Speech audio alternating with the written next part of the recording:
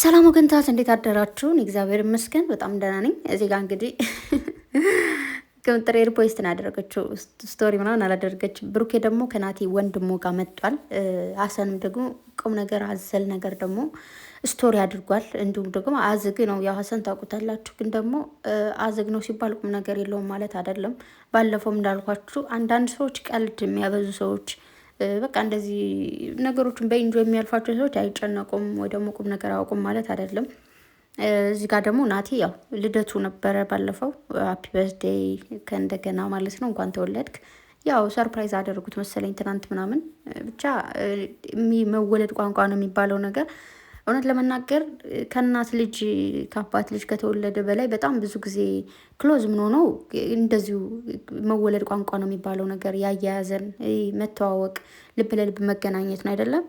በጣም ብዙ ጊዜ በብዙ ቦታ የእናታችሁን ልጅ ይዛችሁ አትዞሩም፣ ግን ባገኘነው አጋጣሚ የምናገኛቸው መልካም ሰዎች ሁሉ ለህይወታችን ዋጋ ከፍለንላቸው ዋጋ ከፍለውልን ቦታ ሰጠናቸው ቦታ ሰጠውን በቃ ተጋግዘን የምንሄዳቸው መንገዶች አሉ አይደለ? ማርያምን እኔ በጣም የሚገርመኝና ደስ የሚለኝ ነገር እሱ ነው።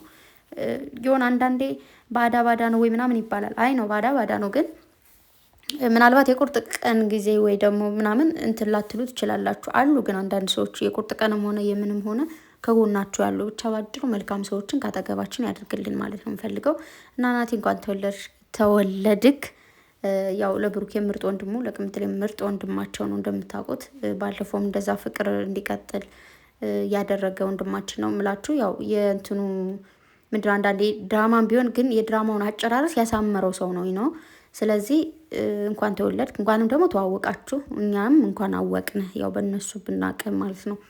ሲቀጥል ሀሰን እኮ ነው የሆነ ምግብ ደርድሮ ማለት ነው። ምን አለ ቦጋለ ሳይነጋ ደውሎ አለ ሰደበኝ። አሁን ምግብ አልበላለኝ አይበላኝም ብሏል። ሀሰን አትብላ ችግር የለውም፣ ጎረቤት ምናምን ካለ ጠራና ኑ ብሉ ብለ፣ ማዘርም ትኖራለች የፋዘርም አለ ስጣቸውና ይብሉ። አንተ ብበላም ባትበላም ችግር የለውም። እውነቴን ነው የምልህ። እና እንማ ሊበለው ነው ያዘዝከው። ጉድ እኮ ነው። ብቻ ግን ሊል የፈለገው ገብታችኋል አይደል?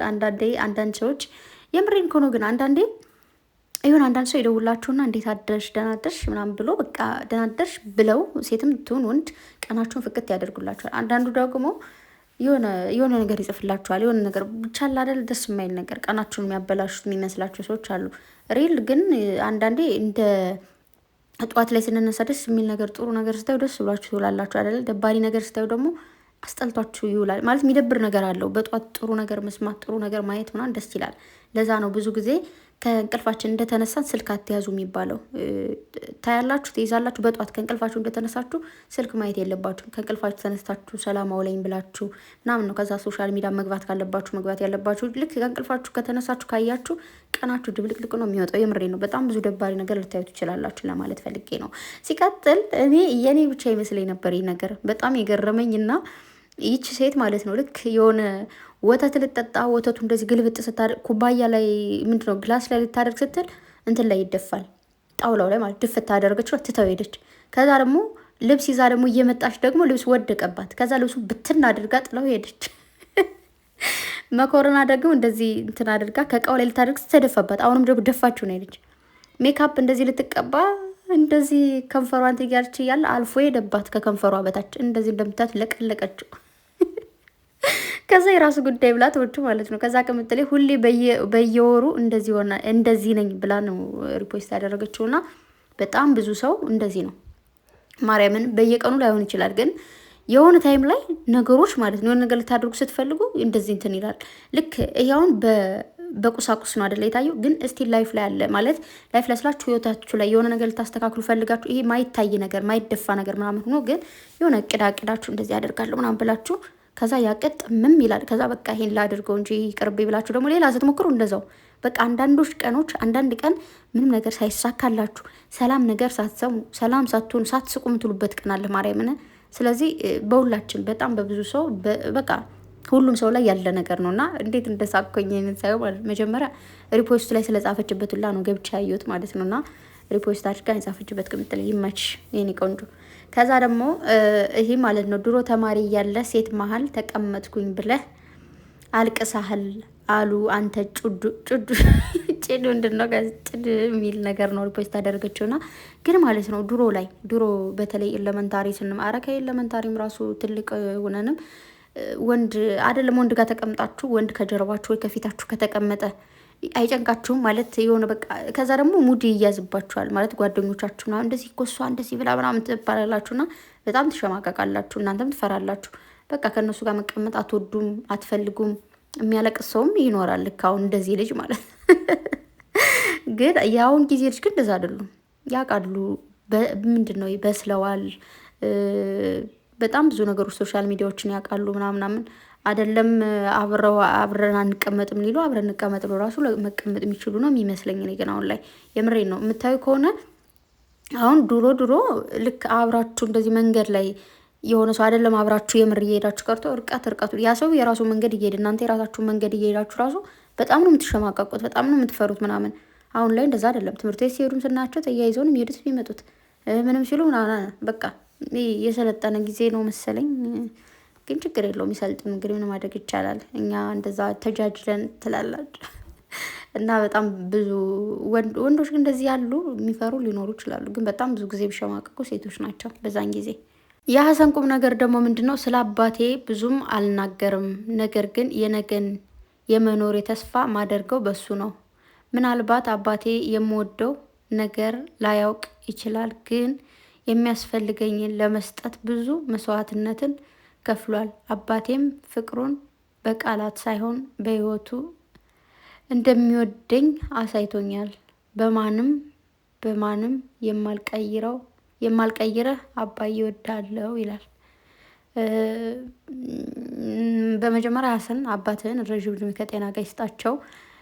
አንተ ደግሞ ስኬታማ ሆነ የተሻለ ደረጃ ላይ ደርሰላቸው ልጄ ደረሰልኝ፣ ስሜን አስጠራው፣ ልጄ ይህንን አደረገልኝ ብለው እንዲሉ እግዚአብሔር ይፍቀድልህ። ብዙ ነገር እንሞክራለን፣ እንታገላለን፣ ግን ለነሱ ልንደርስላቸው አንችልም። አንዳንዴ በተለይ አሁን ባለው ሲቹዌሽን ስታዩት ማለት ነው የሆነ በቃ ከነሱ እጅ መውጣት ራሱ ማለት ከነሱ አለመቀበል ራስን ማስተዳደር በትልቅ ነገር ነው። እውነት ለእናንተ የሚያደርጉትን ነገር ለራሳቸው ያደርጋሉ ነው።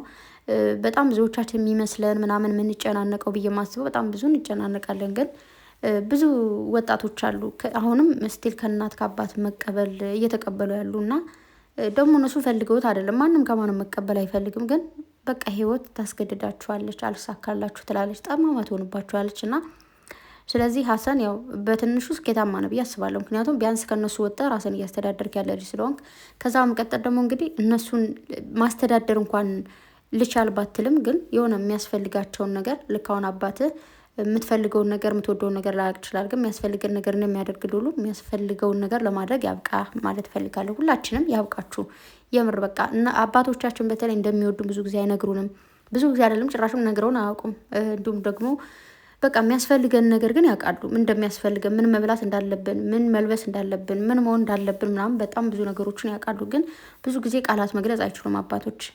መውደድን ወይ ደግሞ እንደዚህ ምናምን ብዙ ነገር ስሜታቸውን እየተጎዱ ያሉትን ወይ ደግሞ እየጨነቃቸው ያለውን ነገር ሁሉ አይናገሩም። እንደውም እናቶች ብዙ ጊዜ እንደሚወዱን ይናገራሉ፣ ስሜታቸውን ይገልጻሉ። ማለት ያሉበትን ደብሯቸው ከሆነ ምናምን ይናገራሉ። አባቶች ደግሞ ስሜታቸው በውስጣቸው ነው እና ሀሰን ረዥም ዕድሜ ከጤና ጋር ያቆይልህ። እንደምትወዳቸው ደግሞ ንገራቸው። እውነት ማርያምን ለእናት አባት በተለይ የሆነ ነገር ከማድረግ ይልቅ ሂዶ መጠየቅ፣ ከዛ ደግሞ እንደምትወዷቸው ደግሞ መናገር፣ እሱ ትልቅ ነገር ነው። ስለዚህ እነሱ ቢያንስ ባይነግሩንም እንደሚወዱ እናውቃለን። እኛ ደግሞ ያውቃሉ እንደምንወዳቸው፣ ግን ደግሞ መናገር ትልቅ ነገር ነውና ንገራቸው እንደምትወዳቸውና በቃ እንዲደርስላቸው እግዚአብሔር ይፍቀድል ማለት ነው የምፈልገው። በተረፈ ይህንን ይመስላል የሌላችሁ የመጣሁት። ያው ሀሰን አንዳንዴ እንደዚህ አይነት ነገር ሲጽፍ ትንሽ ታውቃላችሁ ከበድ ይላል ነገሮቹ ማለት ነው። እና ወዳችኋለሁ። ዛሬ በመልኩ ጨረቃዎች እንዲመጡ አላቅም፣ አብረን እንጠብቃለን። እና ደግሞ ፍፄን ከሚስቱ ጋር እያቀበጣችሁት ነው። ጎበዞች በርቱ፣ የምሬኑ ቀጥሉበት። ቅምጥሌም ደግሞ ልጅቷ ጋር ያው በደንብ ቤስት እንደምትሆኑ አልጠራጠርም። ሆናችሁ ደግሞ እናያችኋለን። እስከዛ ዛሬ ሰላም ቆዩልኝ። ወዳችኋለሁ። መልካም ጊዜ ሆንላችሁ ባይ